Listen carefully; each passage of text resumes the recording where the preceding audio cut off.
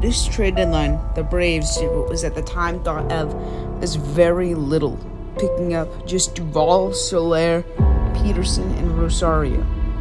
However, guys like Duvall and Soler weren't just good during this time, they ruled the team. As in their final 50 games of the season, they would go all out and help Atlanta make a crazy run, all the way from their best player being hurt and one of their best players suspended to winning the entire World Series.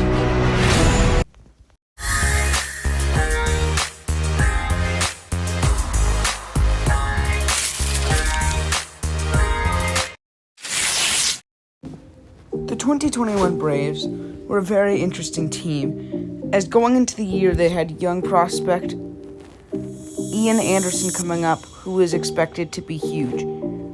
However, they also had their ace pitcher Mike Soroka out with an Achilles injury. The Braves were going at about 500 until just before the All-Star break, when they get two pieces of bad news just about a month apart. First, they announced that Mike Soroka would not be returning in the 2021 season after fully re-tearing his Achilles. And nextly, they announced that the horrible news of Ronald Acuna Jr. tearing his ACL.